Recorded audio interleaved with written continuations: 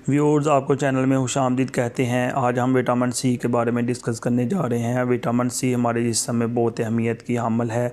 बहुत सारी बीमारियां ऐसी हैं कि जिनके इलाज का पता नहीं चलता, लेकिन ये विटामिन सी की डेफिशिएंसी की वजह से हो सकती हैं। जैसे विटामिन सी जिस्म में कम हो जाने से स्कर्वी एक ऐसी बीमारी है जिसमें स्किन जो है ना ख़राब हो जाती है, रफ़ हो जाती है, स्किन उतरना शुरू हो जाती है।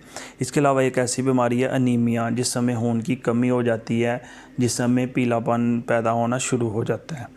तो सवेयर किस्म में ये विटामिन सी की डेफिशिएंसी से हो सकता है।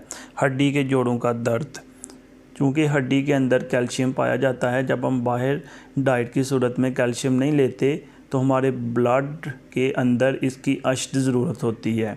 तो ब्लड फिर हड्डियों से कैल्शियम निकाल लेता है, हड्डियां खोखली हो जाती हैं। तो इसलिए बाहर से विटामिन सी जो है ना या कैल्शियम बहुत ज़रूरी होती है। खून का सिलान, दांतों के अमराज, पायरिया, खांसी, ये चंद डिजीज़ हैं जो विटामिन सी की डेफिशिएंसी की वजह से हो सकती हैं। इसके अलावा बीमारियों की एक लंबी लिस्ट है जो सिर्फ विटामिन सी की डेफिशिएंसी की वजह से हो सकती हैं।